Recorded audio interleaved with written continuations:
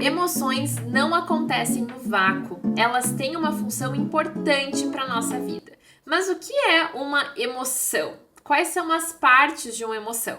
É isso que a gente vai ver no vídeo de hoje. Eu sou Franciele Peloso, psicóloga clínica, e antes da gente entender quais partes compõem uma emoção, eu vou te convidar então para se inscrever e ativar o sininho para os próximos vídeos. Bom, gente, quando a gente fala emoção, é algo muito amplo. Ok, é ansiedade, é medo, é vergonha, é culpa. Mas o que é de fato uma emoção? Bom, nós nos referimos à emoção em três componentes principais. Toda emoção vai ter pensamentos, vai ter comportamentos e vai ter sensações físicas que acompanham ela. Então, quando eu falo de uma emoção como, por exemplo, tristeza, eu costumo ter pensamentos de que eu sou incapaz, de que eu não sirvo para nada, de que nada tá bom. Eu tenho sensação física de aperto no peito, de um nó na garganta, uma vontade de chorar ou choro de fato. E por fim, eu tenho uma tendência comportamental de me encolher, de me esconder, de ir pro quarto, de desligar a luz, de desligar meu celular e ficar quietinho. Esses são três componentes que compõem, então, uma emoção. E notem, gente, que uma coisa vai retroalimentando a outra. Quando eu penso que eu sou incapaz e eu sinto tristeza, quanto mais tristeza eu sentir, mais é o pensamento que eu vou ser incapaz, e quanto mais eu pensar que eu sou incapaz, mais tristeza eu vou sentir.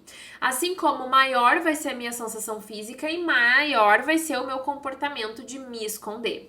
Então, esses três componentes da emoção, eles vão se retroalimentando. E aqui um parênteses, é justamente nesses componentes das emoções que a gente vai intervir em psicoterapia, quando existe alguma desregulação emocional que a gente chama. Então, a gente vai pensar como eu posso manejar as sensações físicas, como eu posso fazer um manejo e flexibilização ou reestruturação dos pensamentos, como eu posso, então, ter comportamentos diferentes, fazer ações opostas ou comportamentos alternativos àquele que a experiência emocional está me direcionando a fazer.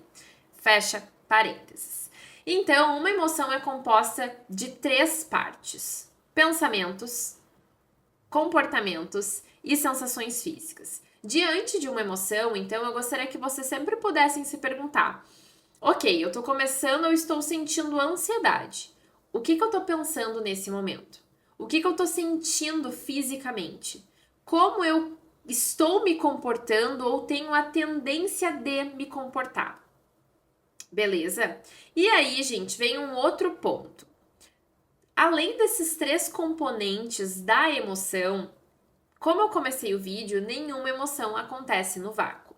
Se a minha emoção está acontecendo, é porque, como a gente falou no vídeo anterior, ela apareceu porque tem ali uma função importante para me comunicar.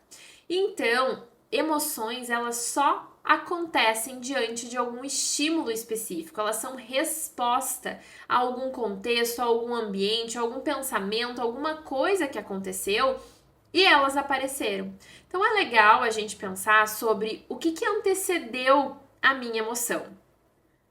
Por que eu tô me sentindo ansiosa nesse momento? O que aconteceu antes de eu notar que eu tava me sentindo ansiosa? E aqui o antes, notem que pode ser 5 minutos antes, 1 minuto antes, 1 hora antes, uma semana antes, na manhã seguinte, na manhã anterior, enfim, né? O antecedente, às vezes, ele começa muito antes. Às vezes a gente sente uma emoção muito forte, como a ansiedade, e aí a gente vai entender assim, tá, mas nada aconteceu nesse momento. Por que eu fui me sentir ansiosa logo agora? E aí, gente, por vezes, essa ansiedade, ela tá aparecendo agora, mas ela já vem sendo construída desde a semana anterior. Ela já vem sendo ali nutrida com noites mal dormidas, com algumas preocupações sobre o trabalho, algumas preocupações sobre o relacionamento, sobre a família, sobre a saúde. E aí é naquele momento quando eu tô sozinha em casa depois de um dia de trabalho que vem uma ansiedade muito forte que eu penso, mas por que eu tô sentindo isso agora? Mas, de novo, isso acontece desde a semana anterior.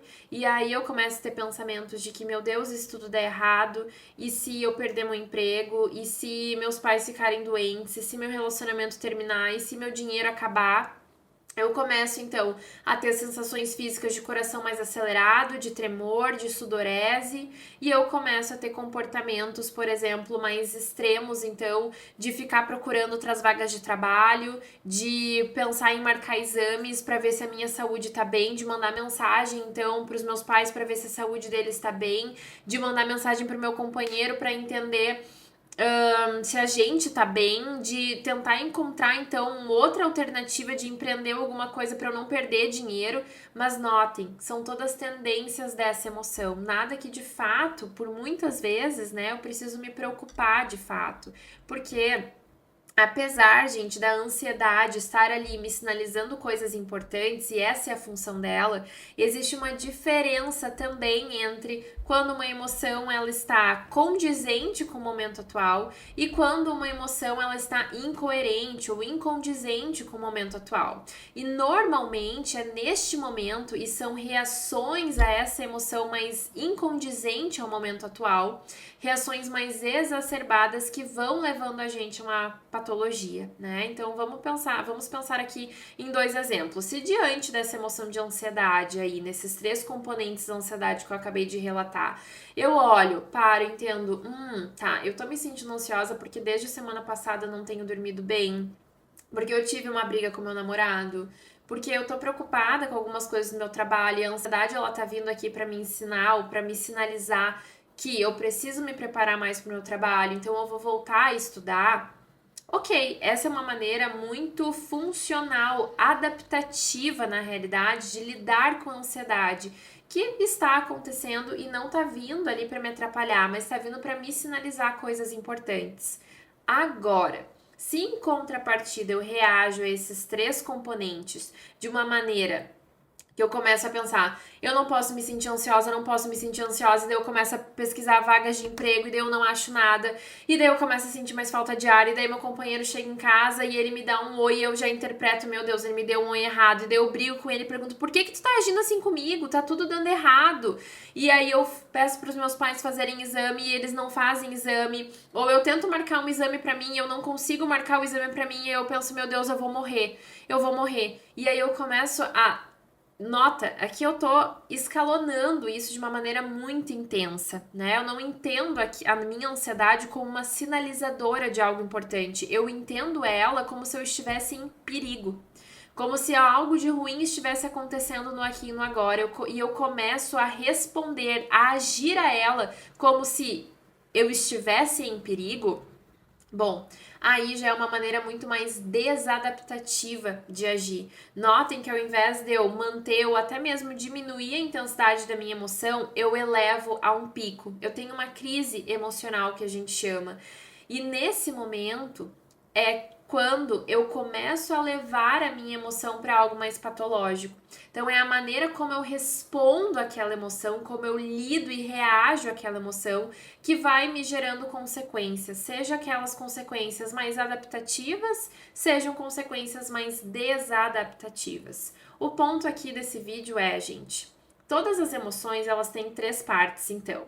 E essas 3 partes, elas não acontecem no além ou no vácuo. Elas acontecem com um antecedente. Às vezes, esse antecedente é algo que aconteceu horas antes, 1 minuto antes, dias antes. E a maneira como a gente reage a essa resposta nos levam a consequências. A consequências que podem ser tanto adaptativas e que dizem respeito às funções das nossas emoções e que a gente para, compreende, acolhe, entende mesmo a função daquela emoção, ou consequências mais desadaptativas, quando a gente então reage àquela emoção como se ela estivesse ali nos dizendo uma verdade absoluta, quando a gente faz muitos comportamentos que ao invés de melhorar só pioram, quando a gente tenta suprimir ou negar que aquela emoção está acontecendo e isso mais uma vez só piora tudo. E é então a soma de vários comportamentos repetitivos e consequentes mesmo, e mais desadaptativos em relação a uma emoção específica ou a várias emoções específicas, que podem ir nos levando, claro, a ter algum tipo de desenvolvimento, né, de alguma psicopatologia, como um transtorno de ansiedade, um transtorno depressivo e alguns outros. Então, o foco está muito na maneira como a gente se relaciona com essas três partes daquilo que a gente nomeia como uma emoção. Diante de uma emoção, então, eu gostaria que vocês pudessem se perguntar: o que aconteceu para eu estar me sentindo dessa forma? O que veio antes de eu estar me sentindo dessa forma? Como eu estou me sentindo, o que eu estou pensando, qual a sensação física e como eu estou me comportando ou como eu quero me comportar. E por fim, pensar na consequência desse comportamento. Se eu me comportar de X forma, isso vai ser adaptativo? Isso vai me aproximar da vida que eu quero ou não? E se eu me comportar de Y forma, será que isso vai aumentar ou diminuir a minha ansiedade? Isso vai ser produtivo, adaptativo ou não para mim? Bom, espero que o vídeo de hoje tenha feito sentido para vocês e que ajudem vocês a manejarem um pouquinho melhor essas experiências emocionais que são comuns a todo e qualquer ser humano. Todos nós sentimos raiva, tristeza, alegria, ansiedade, enfim. Então, gente, se esse vídeo foi significativo para ti de alguma forma, te ajudou, comenta aqui, inscreva-se no canal e ativem o sininho. Um beijo e até o próximo vídeo.